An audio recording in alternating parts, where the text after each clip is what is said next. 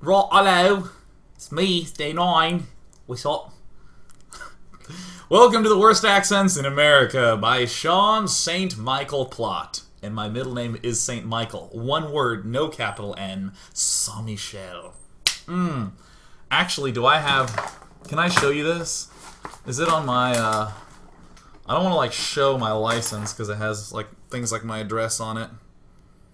Oh, yeah. Oh, God, I can't believe I'm going to show you the... Oh, my God, it's done wrong on my student ID. There's my student ID. It has this Sean St. Michael Plot. Yeah! It's irrelevant. It's irrelevant. Let's hop to the game. Ugh. What we've seen in part 1 is a cool strategy employed by Nightend to get a nice edge over PandaTank. In this game, we've seen how PandaTank's exquisite positioning for much of the latter half allowed him to survive seemingly overwhelming odds and pull a turnaround. Now we're going to see some basic follow-throughs and another series of really interesting engagements. Aha, we defrayed the threat for now. I'm going to take a base. Seems good. Now, our opponent could make stalkers. I'm actually going to turn this down just a little bit. Forgive me, forgive me. Our opponent could make stalkers and threaten this and eventually take it down. But he would be building units that do not factor into his late-game army so well. The late-game army greatly favors PandaTank thanks largely to these 4 immortals that are stuck in a weird position with a Cliffwalker. So, Nightend is in kind of one of those sort of positions. I think PandaTank is ahead in upgrades. This is level 3 attack. And level 3 is already completed with level 1 armor. Ah, yeah, there's level 1 armor also completing. PandaTank, look at that fantastic timing on this expansion. Look at the photon cannons going down, not forgetting that DTs were the opening selections of both of these players. 9 to 10 is right about where I like to stop Colossus production and go into Immortal or just good old Zealot Archon production. Zealot legs finally incoming for Fnatic Nightend. So, how is PandaTank going to exploit this particular position? Okay, he's just spotted where the army is. You know, because it walked through and killed all his stuff. Positioning still continues to be excellent. C'est excellent. I feel like... Yeah, he does. He has a DT there just monitoring. A probe getting there to plant pylons and this sort of good jazz. Couple stalkers, not the biggest threat ever. Real slow, steady play from PandaTank. Waiting until around when he's maxed, which means that the edge that he could have garnered early on is maximized in this position. Again, halting around 9 or 10 is where I like to just chill. I don't think 13 Colossus really has as much utility. So, there's this sort of double move that we see PandaTank do. First, he cuts over here to make sure there's nothing in this area, but then, just as importantly, is moving here. And also has a Zealot. I mean, this Zealot here I think is kind of a bonus, but most importantly, ignore this Zealot. PandaTank right now knows that there is if there's an army up here, he's pushed it back. And I believe he saw this army. Ah, crap, I can't remember. I'm going to have to go back and look. That's right, yeah. PandaTank actually gets this sort of good sense of what's going on. Sees the Blink Stalkers there, kills this off. And this is going to allow him to scoop down this way. He has that vision control. Again, absolutely critical that you see the cut this way, the cut with this Dark Templar to provide a full vision coverage. This is not just a attack, right? He shoved the threats away and then moved back down. Wonderful army movement by PandaTank. Love it. Not alive. I don't know why I wanted to call him alive. Nightend. And also getting himself kind of into another little defensive quandary. How does he stay alive? Same sort of difficulty that we saw PandaTank in earlier. But watch this. There's always obnoxious positions. Really difficult to defend positions, such as this one. Now, when I talk about vulnerable spots, almost always The most critical pieces on any map are the spaces between two of your bases. The connecting necks, and this is something that I talk about a lot that is still not a popular vocabulary term, but I'll continue to use it. It's a cut-in. Whenever you split up two bases by placing your army between it, that is a cut-in. You just cut in between it. So PandaTank makes a nice cut, snipping these two bases in half. And what's really critical about this sort of cut is that PandaTank doesn't actually need to attack this base. And in fact, he does not. He does this. Oh, okay. Oh, there's a time warp. Better pull back.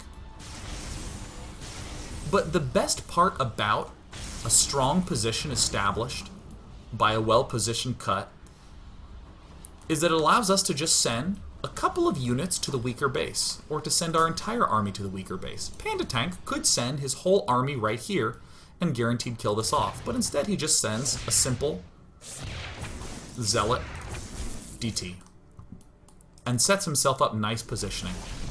At the points, Immortals, good spread on the Colossus, except here, which is terrible. Zealots closer to the middle. A couple Zealots down there. Most of them. The geometric center of mass is at the center. There's not like a lump of Zealots down here. Kind of an even spread of Colossus. Immortals. Here's two Immortals at the point. More Immortals at the point. Archons sort of spread evenly throughout. Zealots clustered more towards the center. Great. Getting some pretty critical kills down here. Could maybe position one Colossus there. Begin picking off at that assimilator. Isn't this... Oh, yeah. Continued nice positioning. Keeping some of those power units up at the point. And Nightend really does not have a good angle here, because this is a really nice arc. Zealot's still in middle. Oh, yeah. And then PandaTank sees those units move away, so he's like, alright, sweet, I'm going to go ahead and engage. Just enough to maybe kill off a couple of pylons. I want you to even notice in motion. Here's the Immortals, mostly at the points. Zealots, mostly in the mid. Colossus and Archons spread evenly throughout.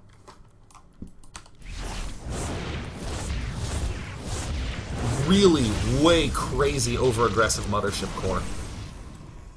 Isn't this gorgeous? Is this not an absolute... Isn't she a beauty? I will note right now PandaTank desperately needs to do one of two things. One, take a base. This would probably be the base of choice. This one, maybe that one. I'm sort of torn. I'd probably do this one. By claiming this one, I'm sort of claiming these ones for the future, and I think more importantly, I'm already going to be focused on defending this base. Or he needs to get a hell of a lot more gateways. In the gateway count, he's at 7, has a lot of cash. A lot of players will go up to 13, 14 in this position, and then focus on replenishing Zealot Archon. Here's where tragedy occurs that'll make us cry and want to rip out our eyes. So we see Nightend is doing exactly this. Flooding gateways. Planning for this replenishment. Old stalkers. 8 more gateways coming out that will bring his gateway count up to 15. Stargates are the transition choice for PandaTank. I'm kind of the opinion that enough Void Rays can replace Colossi, but they don't necessarily act as a good reinforcer to Colossi. This battle just occurred. Did you see the physics on that spider body? Oh my god, that was rad. That was kind of an even exchange. No one really came out ahead or behind to that one. The usual sort of retreat. PandaTank, in my eyes, continuing to swing way the F ahead. More damage going down in the main. Nightend has to pull back. I just think these Void Rays were a big shoot in the face. I think Zealot Archon Void Ray is pretty strong, as long as you have overwhelming numbers. But I think Void Ray Colossus does not do that well together, because Colossus are good because you can keep the other units, Zealots, Immortals, and Archons off them. until you can do enough damage. So as we speed this thing up, I will tell you that in a big shocker, PandaTank is going to struggle hard in an upcoming engagement. Here's Nightend doing all his goody good stuffs. And then here we go, here's the big engagement. Okay, so we have Immortals not at the points. Kind of in the middle. The problem with this is that the shots from the Colossus that blast down on the Zealots also deal damage to the Immortals. So see the superior Zealot count? There's no Zealots for PandaTank to meet it up in the middle. You really need a good Zealot number to battle against those Zealots. Now, he's not using Prismatic Alignment. That doesn't really matter because it'll only do bonus damage to the Colossus and the Immortals. Prismatic Alignment is only bonus damage to armor. So yeah, so suddenly PandaTank falls it off. And I do think that Zealot Archon, Void Ray could be quite strong. A couple little counter harasses. But this is one of the reasons why the sort of Immortal Zealot Archon mixture is like the common one. Because it can do stuff like this and it can exploit all the terrain, and now PandaTank's in a really bad position. Ah, isn't that just a tragedy?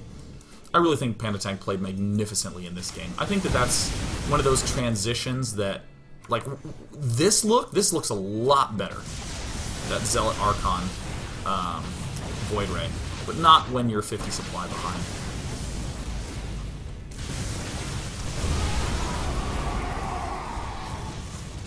So, I mean, I do know that a lot of Protoss players are doing more experiments with, oh crap, I closed the replay, please don't crash, please don't crash, please don't crash, please, please, please.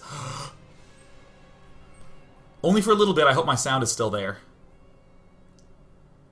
I hope my sound is okay. Is the sound alright? Oh, what a relief.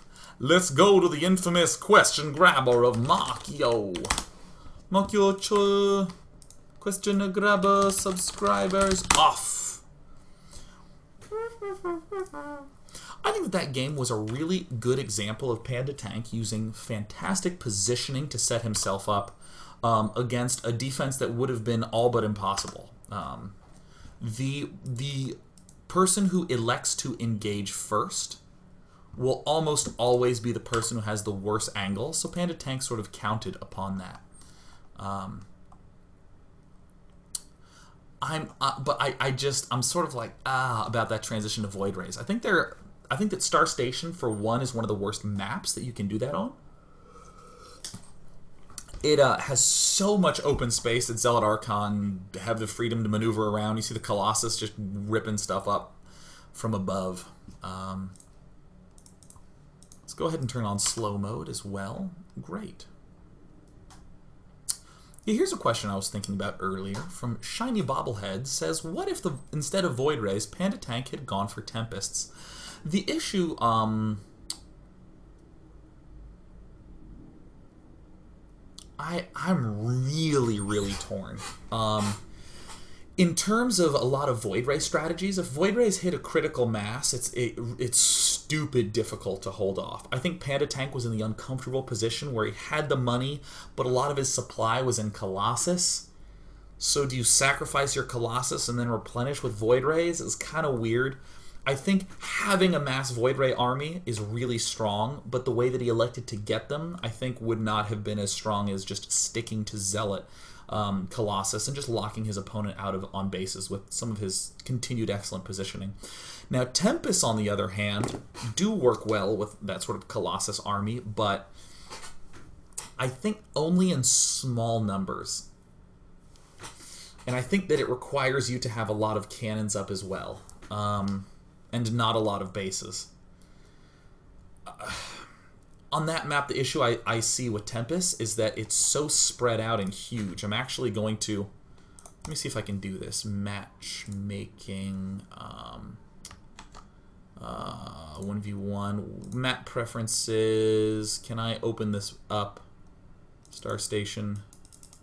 Alright, well... Huh. Time to go to Google. Google, Star Station, StarCraft 2. Click, open it up. Go back, open it up. Images, clicking on it. View the original image, and let's all to that bitch. There we go. Thank you, Liquipedia. Yeah, you know, if, for instance, we have all of Nightend's stuff sort of positioned over here, and we're PandaTank and we're sort of pulling back here, if we get Tempest and he starts rushing down this way, I mean, we could maybe cut like that and try to defend this bottom base and pick away, and then what if he begins hitting the top? I mean, there's so much ability for him to move swiftly between locations that I think the Tempest would have some trouble, but it's kind of hard to say. I even think that, I mean, if I were in a position where I'm like, oh, geez, I'm losing, and wait, he's going Colossus Tempest, I'm going to split my army in half because I'm faster than he is. I'm going to be going Zealot Archon and just hitting a whole bunch of places until we begin to equalize in expansions, and then I'm going to be incorporating my Colossus back into the mix, just kind of leaving him behind. So I'm not that hot for Tempest there. Maybe on a map like Cloud Kingdom, I would be hot for Tempests. The other air units, I think, like Carriers and Phoenix, maybe Carriers, but that just seems like too long.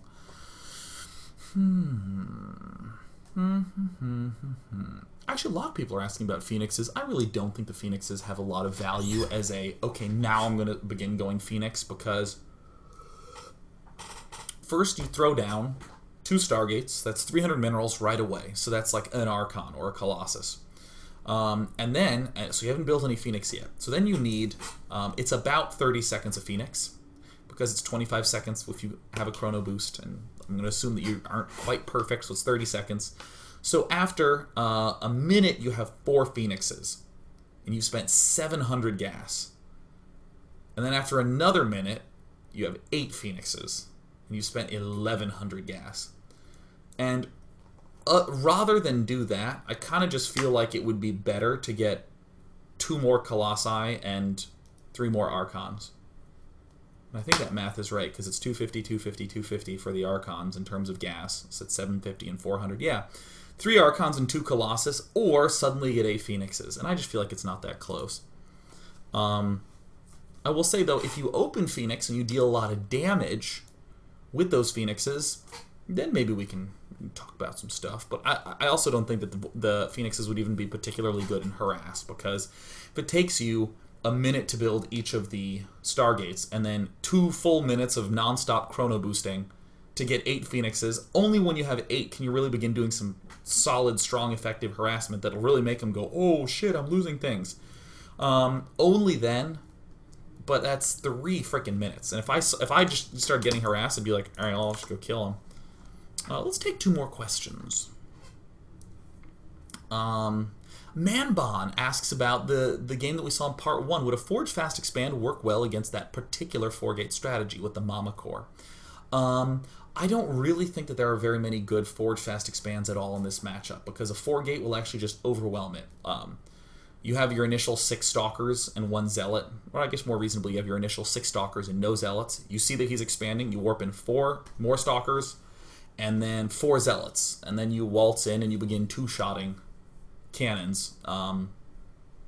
Gets kind of grody. It's pretty dang grody. Maybe on a map where there's like a high ground that you can defend really well, but the issue is it's almost impossible to detect if he's going for an aggressive 4-gate, or I should say a slightly delayed aggro 4-gate, like what we saw in part 1, or blink. You don't know if he's going for just Stalkers at the front or whether he's going to blink up into your base. And as a result, it makes cannons feel very coin flippy. I do think that there are some like 2-gate, Forge, expand 2 cannons, and then add on more gates that could be pretty reasonable, but I think you kind of have to be opening up with something gateway focused yourself. Let's take 1 more question.